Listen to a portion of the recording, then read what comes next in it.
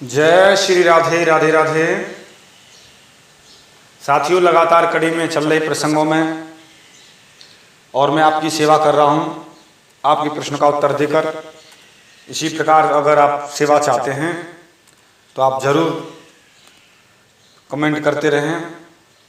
साथियों, ऐसे ही चलती हुई क्रम में एक फिर कमेंट सामने आया है और प्रश्न है, लिखा हुआ है कि शुक को अगस्त जी का कौन सा शाप था।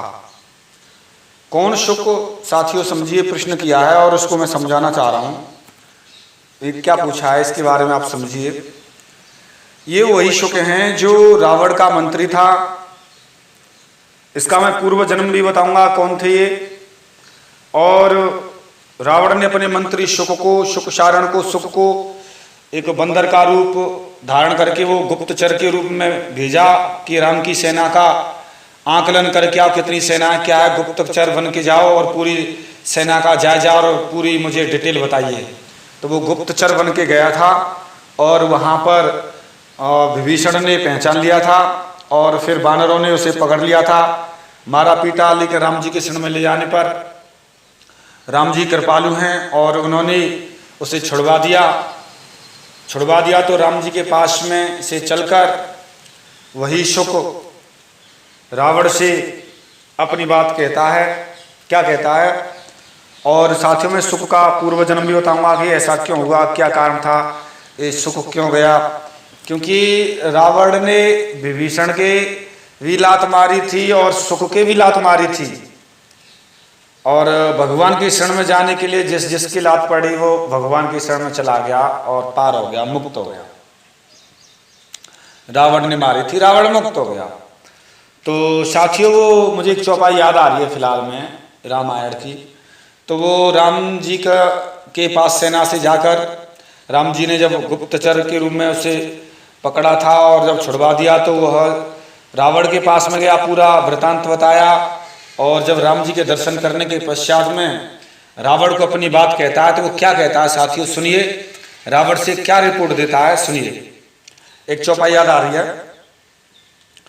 हो जनक सुता रघुनाथ दीजे, इतना कहा मोर प्रभु की जय। आप अगर वास्तव में चाहते हैं बचना तो सीता जी को दे दीजिए, इतना मेरा कहा मान लीजिए, अन्यथा क्या क्या हो सकता है उसका आकलन नहीं लगा जा सकता। क्योंकि असमय सुना श्रवण दस्कंदर पदम 18 जूथव बंदर।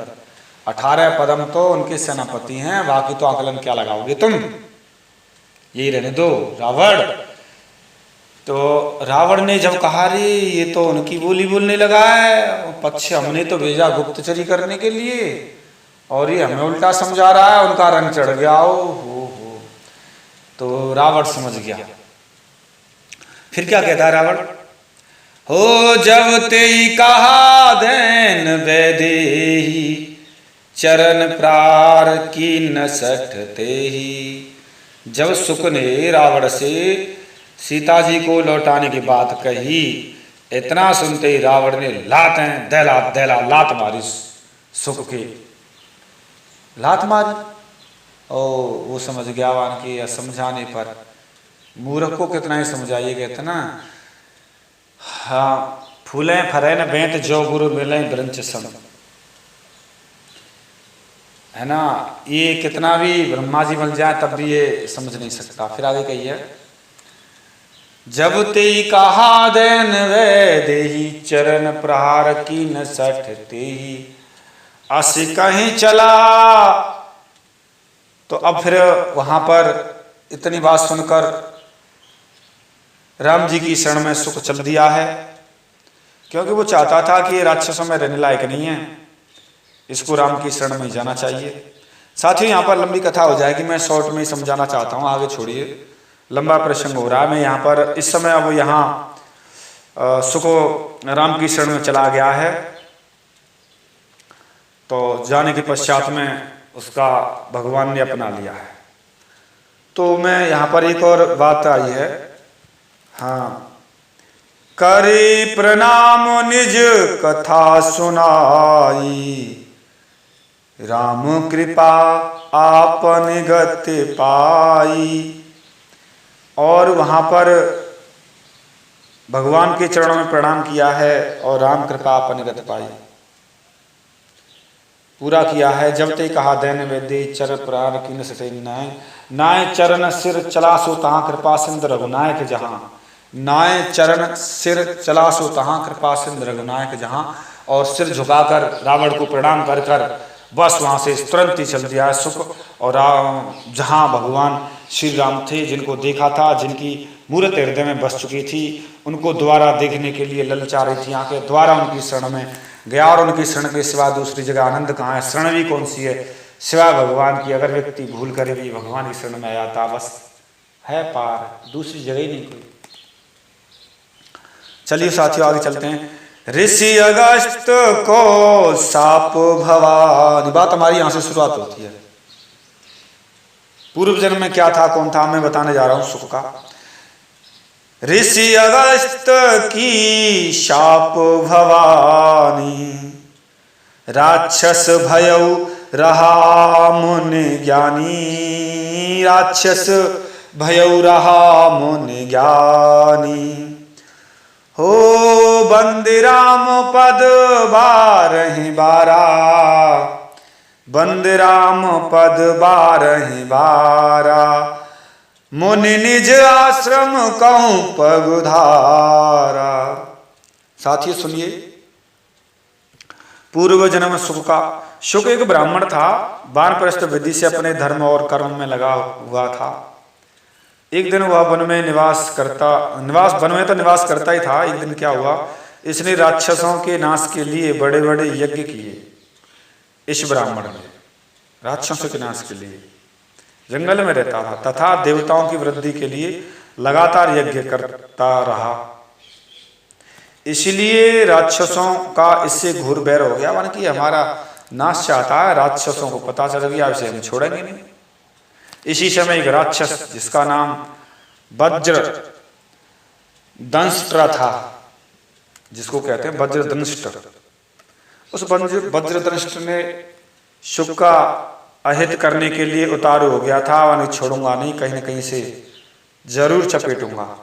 और मौके की तलाश करने लगा, लगातार तलाश करता रहता, कहाँ इसका मौका मिले, कहाँ मोले, कहाँ मिले, कहाँ इसको। और वो इसी ताक में बैठा रहता था राक्षस। वज्र दृष्ट था उसका नाम, वज्र दृष्ट। एक दिन आश्रम, शुक के आश्रम में अगस्त जी आए थे। शुक ने उनकी पूजा की और उन्हें भोजन के लिए आमंत्रित किया।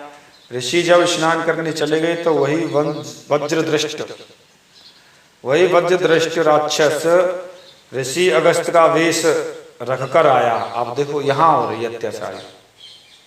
वो तो स्नान करने चले गए और वो दोबारा रूप बन के राक्षस ऋषि अगस्त के रूप में आया और शुक और से बोला, शुक यदि तुम मुझे भोजन कराना चाहते हैं तो मुझे मांसयुक्त भोजन कराइए।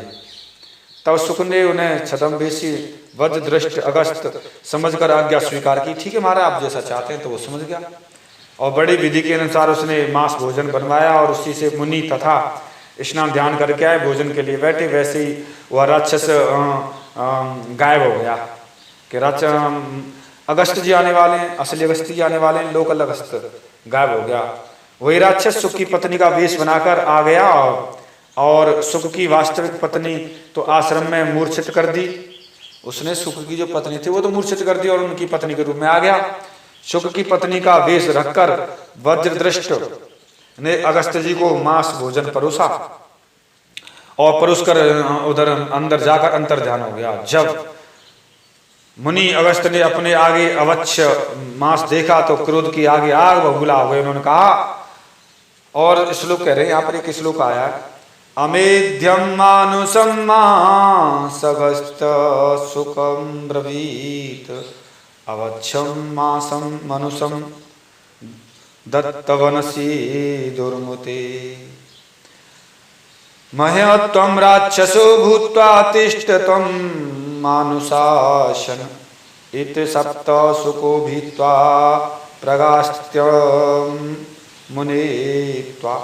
अर्थात हे दुर्मते, तूने मुझे नर मांस परोसा है, अब मैं तुझे छोड़ूंगा नहीं, तो मनुष्य भोगी राक्षस होकर रहो, जा राक्षस हो जा, आज से तू राक्षस हो जाएगा।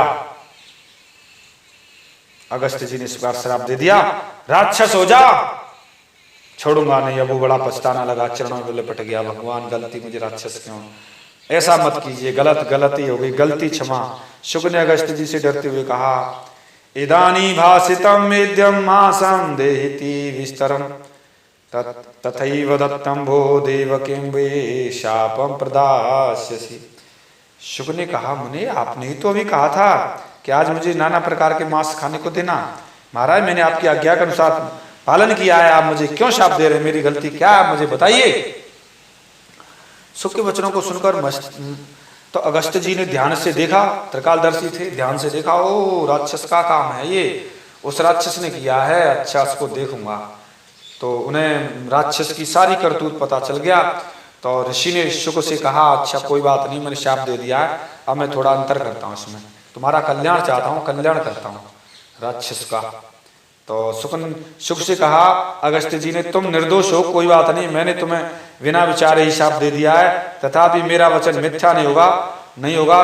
तुम राक्षस शरीर धारण कर रावण की मदद करते रहो, और रावण के नाश के लिए जब तुम रामचंद्र जी की लंका के समीप राम आएंगे, तब तुम रावण के दूत बनकर राम के पास जाओगे, तो तुम्हें उनका दर्शन करके शाप मुक्त हो जाओगे। तुम जैसे ही राम जी का दर्शन करोगे तो तुम शाप मुक्त हो जाओगे, और फिर रावण के तत्व का ज्ञान, रावण को तत्व ज्ञान देकर, उपदेश देकर और मुक्त होकर आप परम पद को प्राप्त हो जाओगे, वहीं से मुक्त हो जाओगे, और रावण को ज्ञान देने के बाद में राम की शरण में आ जाओगे, और आप मुक्त हो जाओगे, और भगवान की शरण मिलने के कारण आपका कल्याण होगा। इस तरह से शुक ने राम का दर्शन किया और मुक्ति को प्राप्त किया, और अपने आश्रम को चला आया, इसलिए वो उस राक्षस योनि से मुक्त हो गया शुक। साथियों, ये मैंने शुक का पूरा वृतांत आपके समक्ष सुनाया है, और प्रयास करूंगा मैं आगे आपके समक्ष और भी गहरे रहस्यों को रखने के लिए। ये किसी ने पूछा था कि शुक को अगस्त्य जी का कौन सा शाप था, क्या था, और शुक ऐसे कैसे गुप्तचर बन के गया, और एकदम कैसे बुद्धि भ्रम हो गई। साथियों, मैंने ये पूरा वृतांत बताने का प्रयास किया है, और मिलता हूं किसी एक विशेष गहरे रहस्य के साथ में। तब तक के लिए जय जय श्री राधे, राधे राधे, जय श्री राधे। लंबा वीडियो हो रहा है इसलिए मैं शॉर्ट करना चाहता हूँ। जय श्री राधे, राधे राधे, जय श्री राधे, राधे राधे, जय श्री राधे।